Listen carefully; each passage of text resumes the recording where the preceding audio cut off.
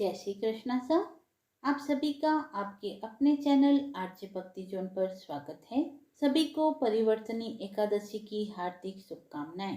भाद्रपद शुक्ल पक्ष की एकादशी को परिवर्तनी एकादशी कहा जाता है। यह वह दिन है जब भगवान विष्णु योग निद्रा में करवट बदलते हैं और देवताओं का भाग्य बदल जाता है। ऐसा माना जाता है कि इस व्रत की कथा सुनने और कहने व करने से जीवन में धन वैभव प्राप्त होता है और पापों से मुक्ति मिलती है। तो आइए आज की पावन कथा में जानते हैं परिवर्तनी एकादशी का महत्व व उसकी अद्भुत व्रत कथा। परिवर्तनी एकादशी व्रत गणेश उत्सव की अवधि में रखा जाता है। ऐसे में इस दौरान व्यक्ति को भगवान विष्णु और भगवान गणेश की उपासना कर सौभाग्य को प्राप्त करने का उत्तम अवसर प्राप्त होता है। और इस समय में भगवान विष्णु और भगवान गणेश दोनों ही अपने भक्तों पर असीम कृपा करते हैं। मान्यता है कि परिवर्तनी एकादशी के दिन उपवास रखने से स्वर्ण दान और वाजपेयी यज्ञ के समान फल प्राप्त होता है। इस विशेष दिन को जल चूलनी एकादशी के नाम से भी जाना जाता है। साथ ही इस दिन वामन देव की भी पूजा की जाती है, जिससे साधक को भय, रोग, दोष इत्यादि से मुक्ति मिलती है। युधिष्ठिर ने पूछा, केशव, भाद्रपद मास के शुक्ल पक्ष में जो एकादशी होती है उसका क्या नाम है? कौन से देवता और किस विधि से उस दिन पूजा करनी चाहिए? कृपा कर बतलाइए। भगवान श्री कृष्ण बोले, राजन, इस विषय में मैं तुम्हें आश्चर्यजनक कथा सुनाता हूँ, जिसे ब्रह्मा जी ने महात्मा नारद से कहा था। नारद जी ने पूछा, चतुर्मुख, आपको नमस्कार है। मैं भगवान विष्णु की आराधना के लिए आपके मुख से यह कथा सुनना चाहता हूँ कि भाद्रपद मास के शुक्ल पक्ष में कौन सी एकादशी होती है। ब्रह्मा जी ने कहा, मुनि श्रेष्ठ, तुमने बहुत उत्तम बात पूछी है। भादों के शुक्ल पक्ष की एकादशी को परिवर्तनी या पद्मा के नाम से जाना जाता है। उस दिन भगवान ऋषिकेश की पूजा होती है। यह उत्तम व्रत अवश्य ही करने योग्य है। इससे संबंधित एक कथा है जो मैं तुम्हें सुनाता हूँ। सूर्यवंश में मंदाता नामक एक चक्रवर्ती सत्य प्रतिज्ञ और प्रतापी राजा हुए। वे प्रजा का अपने औरस पुत्रों की भांति धर्मपूर्वक पालन किया करते थे। उनके राज्य में अकाल नहीं पड़ता था, मानसिक चिंताएं नहीं सताती थी और व्याधियों का प्रकोप भी नहीं होता था। उनकी प्रजा निर्भय तथा धन धान्य से समृद्ध थी। महाराज के कोष में केवल न्यायोपार्जित धन का ही संग्रह था। उनके राज्य में समस्त वर्णों और आश्रमों के लोग अपने अपने धर्म में लगे रहते थे। मानदाता के राज्य की भूमि कामधेनु के समान फल देने वाली थी।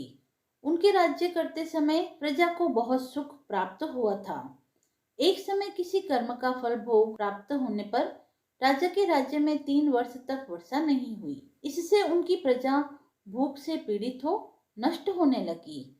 तब संपूर्ण प्रजा ने महाराज के पास आकर इस प्रकार कहा। प्रजा बोली, हे राजन, आपको प्रजा की बात सुननी चाहिए। पुराणों में मनीषी पुरुषों ने जल को नारा कहा है। वह नारा ही भगवान का अयन अर्थात निवास स्थान है, इसलिए वे नारायण कहलाते हैं। नारायण स्वरूप भगवान विष्णु सर्वत्र व्यापक रूप से विराजमान है। वे ही मेघ स्वरूप होकर वर्षा करते हैं। वर्षा से अन्न पैदा होता है और अन्न से प्रजा जीवन धारण करती है। हे राजन, इस समय अन्न के बिना प्रजा का नाश हो रहा है, अतः ऐसा कोई उपाय कीजिए जिससे हमारे योगक्षेम का निर्वाह हो सके। राजा ने कहा, आप लोगों का कथन सत्य है, क्योंकि अन्न को ब्रह्म कहा गया है। अन्न से प्राणी उत्पन्न होते हैं और अन्न से ही जगत जीवन धारण करता है। लोक में बहुधा ऐसा सुना जाता है तथा पुराणों में भी बहुत विस्तार के साथ ऐसा वर्णन है कि राजाओं के अत्याचार से प्रजा को पीड़ा होती है। किंतु जब मैं बुद्धि से विचार करता हूँ तो मुझे अपना किया हुआ कोई अपराध दिखाई नहीं देता। फिर भी मैं प्रजा का हित करने के लिए पूर्ण प्रयत्नरत हूँ। ऐसा निश्चय करके राजा मानदाता इन्हें गिने व्यक्तियों को साथ ले विधाता को प्रणाम करके सघन वन की ओर चल दिए। वहां जाकर मुख्य मुख्य मुनियों और तपस्वियों के आश्रम पर घूमते फिरे। एक दिन उन्हें ब्रह्मपुत्र अंगिरा ऋषि के दर्शन हुए। उन पर दृष्टि पड़ते ही राजा हर्ष से भरकर अपने वाहन से उतर गए और इंद्रियों को वश में रखते हुए दोनों हाथ जोड़कर उन्होंने मुनि के चरणों में प्रणाम किया। मुनि ने भी स्वस्ति कहकर राजा का अभिनंदन किया और उनके राज्य के सातों अंगों की कुशल पूछी। राजा ने अपनी कुशल बताकर मुनि के स्वास्थ्य का समाचार पूछा। मुनि ने राजा को आसन व अर्घ दिया। उन्हें ग्रहण करके जब वे मुनि के समीप बैठे तो उन्होंने उनके आने का कारण पूछा। तब राजा ने कहा, भगवान, मैं धर्मानुकूल प्रणाली से पृथ्वी का पालन कर रहा था, फिर भी मेरे राज्य में वर्षा का अभाव हो गया। इसका क्या कारण है? इस बात को मैं नहीं जानता। ऋषि बोले, राजन, यह सब युगों में उत्तम सतयुग है। इसमें सब लोग परमात्मा के चिंतन में लगे रहते हैं तथा इस समय धर्म अपने चारों चरणों से युक्त है। इस युग में केवल ब्राह्मण ही तपस्वी होते हैं, दूसरे लोग नहीं। किंतु महाराज, तुम्हारे राज्य में एक शूद्र तपस्या करता है, इसी कारण मेघ पानी नहीं बरसाते। तुम इसके प्रतिकारार्थ यत्न करो, जिससे यह अनावृष्टि का दोष शांत हो जाए। राजा ने कहा, मुनिवर, एक तो वह तपस्या में लगा है, दूसरा वह निरपराधी है, अतः मैं उसका अनिष्ट नहीं कर सकता। आप उक्त दोष को शांत करने वाले किसी धर्म का उपदेश कीजिए। ऋषि बोले, राजन, यदि ऐसी बात है तो एकादशी का व्रत करो। भाद्रपद मास के शुक्ल पक्ष में जो पद्मा नाम की विख्यात एकादशी आती है, उसके व्रत के प्रभाव से निश्चय ही उत्तम वृष्टि होगी। नरेश, तुम अपनी प्रजा और परिजनों के साथ इसका व्रत करो। ऋषि का यह वचन सुनकर राजा अपने घर लौट आए। उन्होंने चारों वर्णों की समस्त प्रजा के साथ भादों के शुक्ल पक्ष की पद्मा अर्थात परिवर्तनी एकादशी का व्रत किया। इस प्रकार व्रत करने पर मेघ पानी बरसाने लगे, पृथ्वी जल से आप्लावित हो गई और हरी भरी खेती से सुशोभित होने लगी। उस व्रत के प्रभाव से सब लोग सुखी हो गए। भगवान श्री कृष्ण कहते हैं, राजन, इस कारण इस उत्तम व्रत का अनुष्ठान अवश्य करना चाहिए। पद्मा एकादशी के दिन जल से भरे हुए घड़े को वस्त्र से ढककर दही और चावल के साथ ब्राह्मण को दान देना चाहिए। साथ ही छाता और जूता भी देने चाहिए। दान करते समय निम्नलिखित मंत्र का उच्चारण करें। बुधवार और श्रवण नक्षत्र के योग से युक्त द्वादशी के दिन बुद्ध श्रवण नाम धारण करने वाले भगवान गोविंद, आपको नमस्कार है, नमस्कार है। मेरी पाप राशि का नाश करके आप मुझे सब प्रकार के सुख प्रदान करें। आप पुण्य आत्मा जनों को भोग और मोक्ष प्रदान करने वाले तथा सुखदायक हैं। हे राजन, इस प्रकार इस मंत्र को बोलने से तथा इस कथा को पढ़ने व सुनने से मनुष्य के समस्त पाप नष्ट हो जाते हैं और वह वैकुंठ को प्राप्त करता है। आइए अब सुनते हैं तुलसी माता की कथा। एक कन्या थी। जब वह थोड़ी बड़ी हुई और उसको समझ में आने लगा, तब से ही वह तुलसी माता जी की पूजन करती थी। उसके प्रतिदिन का नियम था कि तुलसी माता जी का पूजन करने के बाद ही वह खाना खाती थी। जब वह कन्या शादी के लायक हुई तब उसके माता पिता ने उसकी शादी करवा दी। कन्या को उसके माता पिता ने दहेज में भी एक तुलसी का गमला दिया। ससुराल में वह प्रतिदिन सवेरे उठते ही पूजा करती, फिर उसके बाद ही खाना खाने बैठती थी। उसकी 2 जेठानियां थी। वह दोनों उसका मजाक उड़ाती थी कि बड़ी नियम धर्म वाली बनती है। उन दोनों को उससे बहुत ईर्ष्या होती थी, इसीलिए वो दोनों तुलसा जी का गमला एक दिन छुपा देती है। वह कन्या बड़ी मुश्किल से गमला ढूंढ कर लाती है, अच्छे से पूजा करती है और फिर खाना खाती है। वह रोज गमला ढूंढ कर ले आती थी। एक दिन उसकी जेठानी ने क्या किया कि गमले को बहुत दूर फेंक दिया। कन्या ने खूब ढूंढा पर उसे वह गमला ना मिला। वह बहुत परेशान हुई। उस दिन तो उसने खाना भी नहीं खाया। उसका नियम जो था कि वह तुलसा जी की पूजा करने के बाद ही खाना खाती थी। उस कन्या की सच्ची भक्ति को देखकर तुलसी माता उससे बहुत प्रसन्न हुई और उसके कमरे में तुलसी माता का गमला प्रकट हो गया। अगले दिन सुबह जब वह उठी तो क्या देखती है कि उसके खाट के चारों कोनों पर तुलसी माता का गमला आ गया है। यह देखकर वह बहुत प्रसन्न होती है कि अब मेरी तुलसी माता को कोई चुरा नहीं सकेगा। पूजन करने के लिए भी कहीं और जाना नहीं पड़ेगा और कोई भी तुलसी माता को फेंक भी नहीं सकेगा। वह तो जल्दी से उठकर स्नान करती है और तुलसी माता की पूजन कर लेती है।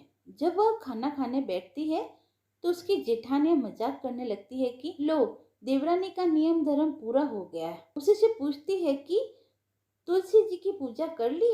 देवरानी धीरे से बोलती है, हाँ कर ली। जेठानियां बोलती है, कहाँ से कर ली पूजा? गमला तो फेंक दिया था। देवरानी कहती है कि देख लो, मेरे कमरे में खाट पर तुलसी जी लग रही है। जेठानियां बहुत शर्मिंदा होती है और बोलती है, देवरानी तेरी भक्ति सच्ची है, हमने तुझे बहुत परेशान किया, हमें माफ कर देना। देवरानी उन्हें माफ कर देती है। हम भी तुलसी माता से यही प्रार्थना करते हैं कि हे तुलसी माता, जैसी कृपा आपने उस देवरानी पर करी वैसी ही कृपा हम पर भी बनाए रखना। आइए अब सुनते हैं गणेश जी की कथा।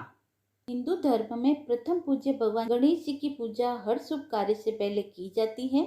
गौरीपुत्र गणेश जी को विघ्नहर्ता के रूप में भी जाना जाता है, लेकिन अपने ही एक दंत और लंबोदर स्वरूप के कारण उनके विवाह में कई कठिनाइयां आई थी। तो आइए जानते हैं इसके पीछे की रोचक कथा क्या है।